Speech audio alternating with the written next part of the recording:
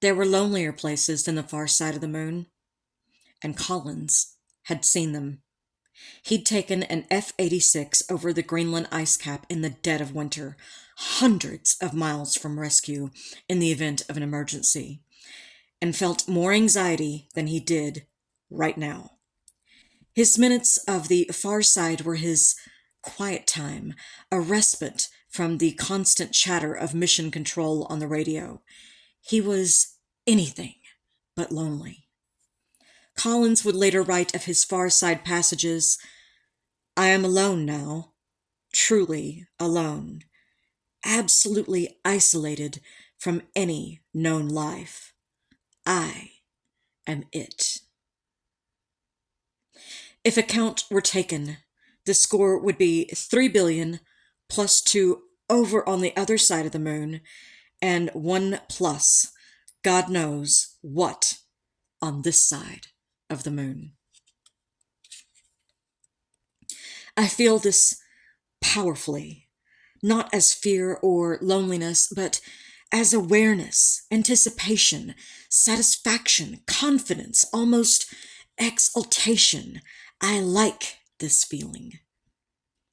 As if to capture it during a quiet period, Collins took the movie camera, held it out at the end of his reach, and turned it on his own bearded face for a few moments, like a man sailing around the world, alone.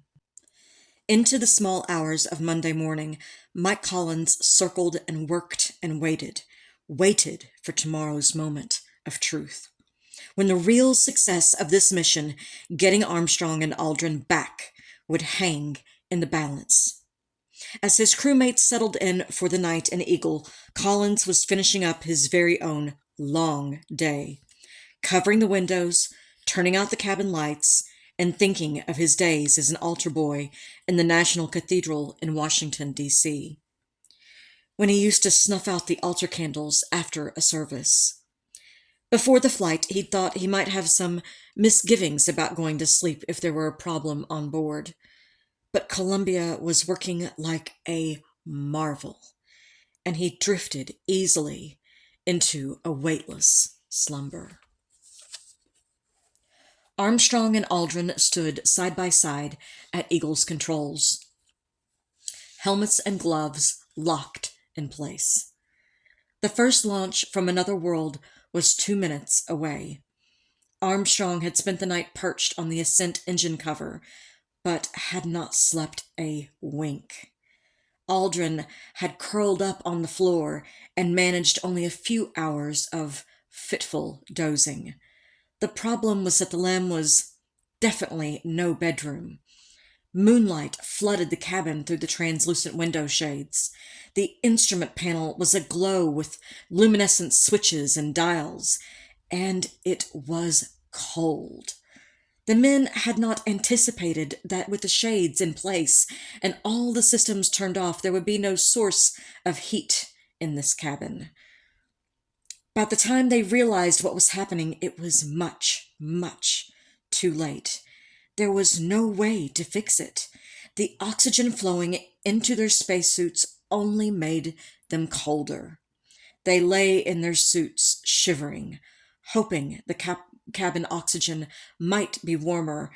They took off their helmets that only let in the high-pitched whine of the LEM's coolant pumps. By the time Ron Evans gave the wake-up call, they had given up trying to sleep. They were still too keyed up to be tired, and their thoughts centered on one thing: getting off of the moon. The Ascent engine, hidden under the can-shaped cover behind them, had only 3,500 pounds of thrust. But that was enough to propel the Ascent stage from the lunar surface into orbit. It was another of Apollo's engineering marvels, for it was even simpler in design than the service propulsion system. Like the SBS, it burned hypergolics that ignite on contact, eliminating the need for an ignition system. Once the valves opened, fuel would flow into the combustion chamber and the engine would fire. That would have to happen exactly 2 minutes from now.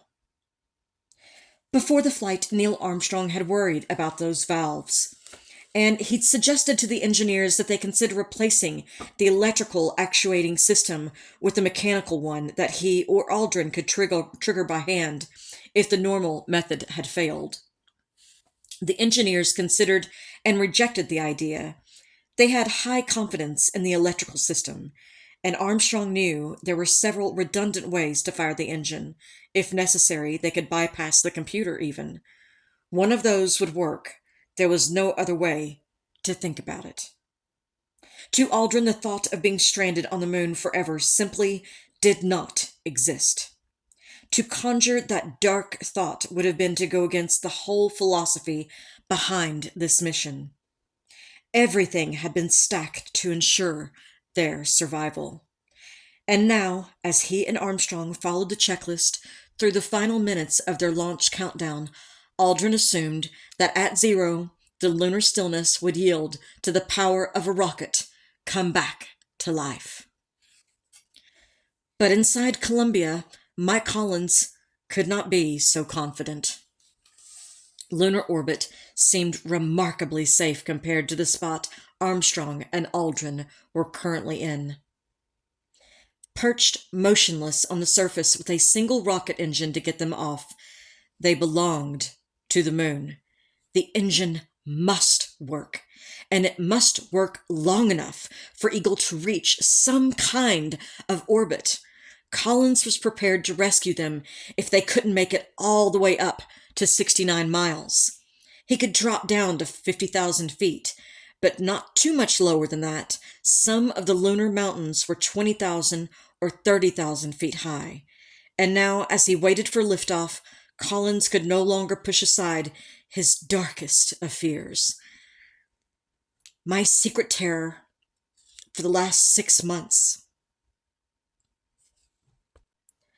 has been leaving them on the moon and returning to Earth alone. Now I am within minutes of finding out the truth of the matter. If they fail to rise from the surface or crash back into it, I am not going to commit my own end.